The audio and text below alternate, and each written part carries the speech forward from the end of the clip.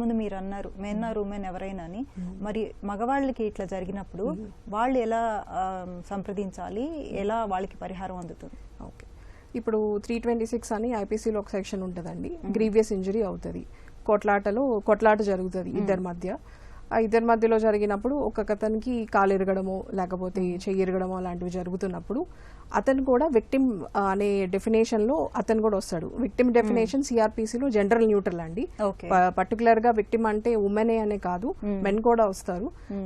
ఇప్పుడు ఇలాంటి grievous injury ఆయనకి అయినప్పుడు ఆయన కూడా డిస్ట్రిక్ట్ లీగల్ సర్వీసెస్ అథారిటీ ఎక్కడైతే ఉంటుందో అక్కడికి అప్రోచ్ అయ్యి ఒక అప్లికేషన్ ఇచ్చుకొని ఆ కాపీ ఆఫ్ ఎఫ్ఐఆర్ ఇచ్చుకుంటే ఇమీడియట్ గా వాళ్ళకి కాంపెన్సేషన్ అనేది అందజేస్తారు.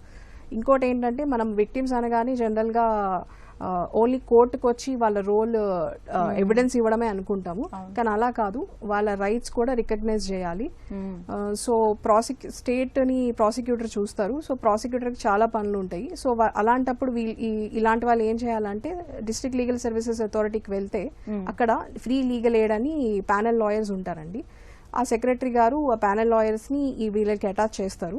సో వాళ్ళు ప్రాసిక్యూటర్ ని కేసు నడిచే వరకు లేకపోతే కేసు అయ్యేంత వరకు కూడా విక్టిమ్స్ యొక్క పెయిన్ ఏంటి, వాళ్ళ ఇంజురీస్ ఏంటి, వాళ్ళ లాస్ ఏమొచ్చింది, వాళ్ళకి ఏం కాంపెన్సేషన్ ఎంటైటిల్డ్ అనేది వాళ్ళ రైట్స్ గురించి ఫ్రీగా లీగల్ ఎయిడ్ ప్రాసిక్యూటర్ తో కోఆర్డినేట్ చేసుకొని మరి వాళ్ళకి విక్టిమ్స్ కి న్యాయం చేసేటట్టు చూస్తారండి.